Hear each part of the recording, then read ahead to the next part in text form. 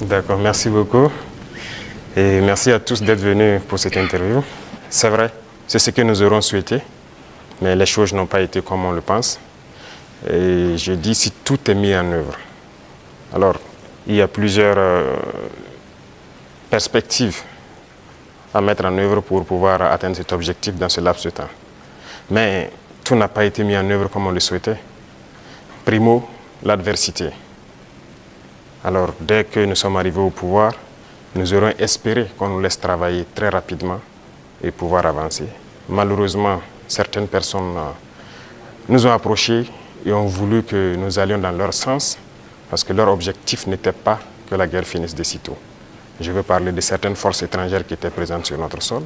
On a eu des débats houleux avec des diplomates venus d'ailleurs sur la question, mais personne ne voulait qu'on aille dans le sens de finir cette guerre. Nous l'avons compris à travers les messages. S'il arrivait que des gens viennent jusqu'à nous dire qu'il faut qu'on accepte qu'ils soutiennent les terroristes et nous soutenir également, ça veut dire ce que ça veut dire, c'est une guerre entretenue. Donc nous avons très vite compris, on s'est débarrassé de toutes les forces qui étaient présentes ici, que ce soit les forces françaises, les forces américaines, et nous avons compris que la lutte sera âpre. La deuxième chose aussi était nous croyions que nous avions quand même un minimum d'armes et de munitions en stock. Aujourd'hui, je peux vous dire ce que j'ai trouvé par exemple en stock. Il y avait en tout et pour tout au Burkina Faso moins de 100 000 cartouches de Kalachnikov. Et les armes, nous avions à peine une centaine. Comment est-ce qu'on pouvait faire la guerre? Il fallait se rééquiper, redoter l'armée en effectifs, en armement et tout. Ce qui a fait que l'objectif de 3 mois, si ces conditions préalables étaient réunies, c'était bien possible. Mais il n'y avait rien. On n'était pas préparé à la guerre, tant sur le plan équipement que sur le plan effectif. Justement, Monsieur le Président, vous venez de le dire, hein, quand vous prenez le pouvoir, si on veut caricaturer, il y avait plus d'hommes que de munitions dans l'armée burkinabé. Et aujourd'hui, où en est-on avec le programme d'armement de cette armée-là? Et puis, quels sont les signes qu'elle est en train progressivement de monter en puissance? Très bien, je l'ai dit, je ne peux pas dépeindre toute la situation qu'il y avait, c'était catastrophique. Et comme je l'ai dit, vous pourrez enquêter. Il y a peut-être même dans cette salle des militaires qui étaient sur le front, sans armes. Ça existait dans notre armée. Donc ce sont des situations, on croyait que c'était juste, je ne dirais pas de la mauvaise foi, mais une situation incompréhensible. Pour nous, il y avait les armes et on refusait de doter. Mais quand on a été face à la réalité, très vite, on s'est résolu à chercher d'abord à armer l'effectif qui était là. Et là, ça a été la croix et la bannière. Parce que beaucoup de puissances ont refusé de nous vendre les armes. Et donc, on s'est tourné vers ceux qui avaient envie de nous vendre les armes. Très vite, on s'est équipé. On a recruté les VDP, on a pu payer tout ce qu'on voulait. Le processus, nous avons fait un plan d'équipement pour une montée en puissance. Et comme vous le constatez depuis maintenant 2 ans, les équipements commencent à rentrer. C'est toujours pas fini. Et ça continue de venir. Peut-être que dans quelques jours, vous verrez encore de nouveaux équipements qui seront présentés, qui sont principalement des équipements d'appui. Parce que d'abord, l'infanterie, il fallait l'équiper pour que chaque homme puisse avoir une arme en dotation. Ça, c'était un gros défi. Nous y sommes. On continue de recruter, comme vous le constatez. Chaque année, c'est entre 10 000 et 15 000 hommes qu'on recrute. Ça, c'est un effort considérable. Parce que, quoi qu'on dise, l'adversité est là. Et le volume de terroristes augmente parce que les impérialistes recrutent beaucoup de mercenaires qui viennent au Burkina Faso pour combattre. Donc il faut qu'on s'adapte à la situation. Et maintenant, nous avons notre 3e phase qui n'est plus d'acheter, mais de fabriquer nous-mêmes. Et nous sommes aussi là-dedans. Donc c'est ça la montée en puissance. Il faut bien s'équiper, mais aussi créer une industrie de défense. Ça, c'est très important. Dans quelques mois, bien quelques années, on aura ici, nos militaires vont utiliser des armes mine in Burkina. Bien sûr. Nous avons la capacité intellectuelle, il y a de la ressource. Il suffisait juste de chercher et voilà. Nous sommes là-dessus. Vous serez surpris sûrement. Alors, Monsieur le Président, cette guerre, est-ce que nous pouvons la gagner? Est-ce que nous allons la gagner? Nous ne pouvons que la gagner. Qu'est-ce qu'on ferait? Soyez sûrs, nous n'irons nulle part et nous allons gagner cette guerre. Je vous ai dit que la menace mue beaucoup, mais nous nous adaptons. Et la force de l'armée burkinabé, c'est que c'est l'une des armées les plus résilientes au monde. La pression que le Burkina Faso a, et je ne pense pas que sur cette terre actuellement, il y a un pays qui a cette pression. Mais nous tenons, nos hommes se battent. et nous nous adaptons constamment à la menace. Et nous comprenons d'où vient la menace, comment ça se manifeste, c'est ça le plus important. Et actuellement, je peux vous rassurer que bientôt, nous parlerons d'un albinos noir qui va apparaître. Et vous verrez. Ne me demandez pas de quoi il s'agit, je pense que vous comprendrez plus tard. La guerre va finir et très vite. Monsieur le Président, justement, pour gagner cette guerre, vous venez de le dire, il faut des armes et il faut aussi des hommes. Et surtout des hommes déterminés. La détermination, vous le savez, c'est le game changer majeur. C'est ça qui fait la différence dans toute guerre. En ce moment, au moment où on parle, quel est exactement le moral de nos troupes sur le terrain? Vous avez très bien touché le cœur du problème, la ressource humaine, les hommes déterminés. Il ne s'agit pas juste de payer de l'équipement, il faut des hommes déterminés. Et si vous remarquez, nous sommes en train de construire une armée de qualité. Et il n'est pas rare que souvent, lorsque nous jugeons qu'un chef d'élément ou bien une unité a failli à sa mission, qu'on les radie et qu'on les poursuive. C'est arrivé plusieurs fois et ça continuera comme ça. Si vous êtes engagé pour être militaire, vous devez accomplir la mission parce que la mission est sacrée pour nous. Et l'autre chose, c'est que malgré la pression, malgré les défis, les hommes continuent de se battre et ils sont très résilients. Si aujourd'hui vous attrapez un soldat burkinabé et le demandez, est-ce que vous voulez que d'autres personnes viennent se battre à votre place ou viennent vous aider, ils vous diront jamais, ils préfèrent mourir. C'est à ce niveau que vous jugez leur morale. Ils sont prêts, toujours prêts, malgré la situation. Peu importe la bataille qu'on perdra, on va toujours maintenir le terrain. C'est ça qui est très important dans le mental des soldats. Donc le moral est au top. Les gens n'espéraient pas être à ce niveau d'équipement, ils y sont, donc ils se donnent à fond. Et moi, je ne peux que féliciter et remercier tous ceux qui se battent. C'est très important. Alors, Monsieur le Président, dans votre argumentaire, vous parlez d'une guerre qui prend différentes formes, qui mue. On se demande, on se pose toujours cette question 10 ans après, qui attaque le Burkina Faso? Ce n'est pas du terrorisme seulement. C'est une guerre pour s'accaparer de nos richesses et nous empêcher de nous développer. Je l'ai une fois développé lors d'un discours, je pense.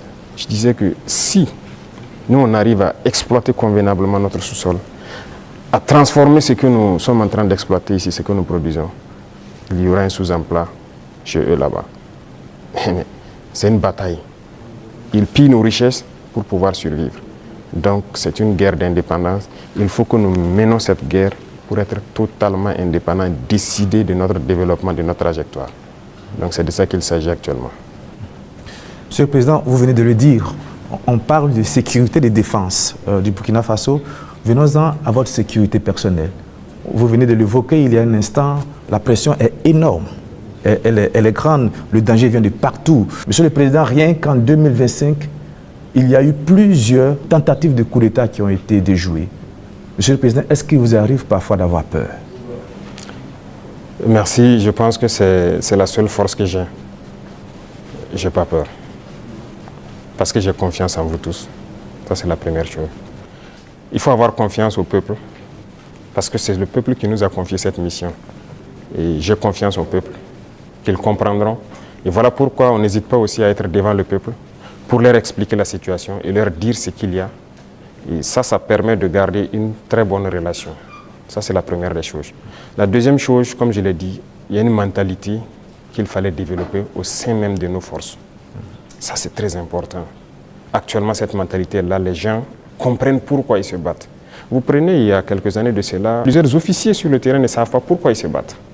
Mais si nous savons pourquoi nous nous battons, qui nous avons en face et pourquoi il y a cette pression, les gens comprennent mieux. Et voilà pourquoi nous avons même créé tout de suite l'Institut, l'école supérieure militaire, pour que nous puissions former nous-mêmes nos militaires et les mettre ce que nous voulons dans la tête. Retenez une chose, si vous laissez vos forces être formées par d'autres puissances, ils les mettent dans leur tête ce qu'ils veulent. Ils les endoctrinent comme ils le veulent et c'est plus facile de les manipuler. Mais ici au Burkina actuellement, c'est ce qui fait mal d'ailleurs à beaucoup de puissances impérialistes, ils n'arrivent pas à pénétrer notre armée. Tous ces bataillons qui ont été créés, tous ces hommes qui sont là, personne n'est venu d'ailleurs les former. Nous nous sommes bâtis sur notre expérience terrain et nous les avons formés. J'ai personnellement participé à des entraînements de certaines forces au tout début. Donc ça, c'est déjà une deuxième force. Et l'autre force est que si vous avez une mission, un objectif pour votre pays, vous ne devez pas avoir peur. Si vous avez peur, vous hésitez. Si vous hésitez, vous compromettez. Et une fois que la compromission est là, vous êtes foutu. Vous avez tout à l'heure énuméré un certain nombre d'éléments qui font que vous êtes rassuré. J'insiste parce qu'il y a l'histoire aussi. C'est l'histoire qui nous conduit. Ces forces impérialistes, elles sont réelles. En 1961, elles ont eu la peau de Patrice Lumumba en RDC. En 1972, elles ont eu la peau de Kwame Nkrumah d'une autre manière. Et puis en 1987, elles ont eu la peau de Thomas Sankara, toujours avec des ennemis internes et parfois avec la complicité de certains voisins. Vous savez ce qu'on dit, Monsieur le Président, le premier devoir d'un révolutionnaire, c'est de rester en vie pour continuer le combat. Monsieur le Président, est-ce que vous pouvez rassurer toutes ces personnes, tous ces hommes, ces femmes d'ici et d'ailleurs qui commencent à espérer que vous allez rester en vie? Ils manipulent toujours de l'intérieur, nous sommes très bien conscients. Et aussi un devoir pour nous, c'est de participer à notre propre sécurité. Ce n'est pas aujourd'hui de dire que je suis chef d'État et voilà, je confie la sécurité juste à des gens. Non, tout le monde participe, moi-même je participe. Et c'est pourquoi j'ai dit, ce n'est pas juste une affaire de ceux qui sont à côté de moi, c'est une affaire de tout le peuple. Et la sécurité, ce n'est pas une affaire d'hommes de tenue et tout ce que vous pouvez imaginer. C'est tout un ensemble. C'est aussi des comportements, des manières de vivre. Il faut éviter beaucoup de choses que peut-être des erreurs ont été commises dans le passé. Nous avons lu beaucoup sur tous ceux dont l'impérialisme a eu la peau et nous avons appris beaucoup de leçons. Voilà pourquoi on dit on ne laissera pas les choses se répéter. On anticipera, quitte à ce que les gens interprètent comme ils veulent, on va anticiper. Mais parce que nous avons compris le message, l'espoir qu'il y a, on fera tout pour anticiper toujours les actions de l'impérialisme. Monsieur le Président, du regard de la journaliste que je suis, je me dis qu'il y a un encerclement des pays de l'AES. Quand je regarde un peu en Côte d'Ivoire, il y a un camp militaire à Odiéné, près du Mali et du Burkina. Le Sénégal installe des unités à la frontière avec le Mali, sans oublier également le Bénin qui fait frontière avec le Burkina Faso et le Niger. Est-ce que, Monsieur le Président, vous partagez ce point de vue? Est-ce que vous voyez les choses de cette manière? Je pense que quand vous décidez de faire la révolution, il faut vous apprêter à cette adversité. C'est une logique qu'ils nous encerclent. C'est logique qu'ils essaient de nous faire tomber. C'est logique. C'est comme je dis, c'est une bataille. Ils se battent pour leurs intérêts. Et c'est à nous, si on a décidé de faire la révolution, de tout mettre en œuvre pour que cet encerclement soit vaincu. Vous voyez, l'Afrique, on a l'habitude de ne pas avoir d'abord une armée forte. Il n'y a pas d'État s'il n'y a pas d'armée forte. Mais bon, c'était le système. Comme je l'ai dit une fois aux couleurs, ils sont venus nous flatter. Non, il ne faut pas vous armer. Même dernièrement, je pense qu'il y a dans une interview un général américain qui l'a dit encore que nos pays n'ont pas besoin d'être militarisés. C'est leur conception. Nous sommes comme des enfants, c'est eux qui doivent venir s'asseoir, faire la sécurité pour nous. Et beaucoup de pays sont dans cette situation. Ils ne construisent pas d'armée. Et quand la situation arrive, c'est le chaos. Nous sommes en train de construire une armée forte. Voilà pourquoi j'ai dit on se bat en burkinabé et on se forme en burkinabé. Ça, c'est très important. Avant, c'est quoi? Chaque fois, les forces étrangères, tout le monde vient pour former vos soldats. On vous prend comme des moins que rien. Aujourd'hui, beaucoup de forces étrangères cherchent à venir s'entraîner avec nous. Vous n'allez pas imaginer. Les plus grandes puissances cherchent à venir s'entraîner avec nos soldats. Mais ce n'est pas juste l'entraînement. Ils veulent apprendre comment on fait, comment on procède, qui nous entraîne. Mais personne aujourd'hui ne sait comment les birs sont formés, comment on les entraîne, comment on les équipe. Pourquoi nous on croit que c'est les autres qui doivent venir nous former? Ils n'ont pas créé quelque chose. Ils ont réfléchi, nous sommes dotés de cerveau. Donc il faut une armée puissante pour faire face à l'adversité. Ils vont continuer à nous encercler. Parce qu'il y aura toujours en Afrique des États comme ça, des chefs d'État comme ça qui vont autoriser. Parce qu'ils ont les mains liées, ils trahissent toujours, ils vont accepter toujours que les impérialistes viennent chez eux pour attaquer leurs propres frères. Ça, si vous acceptez la révolution, vous devez partir avec ce concept. Ça va exister.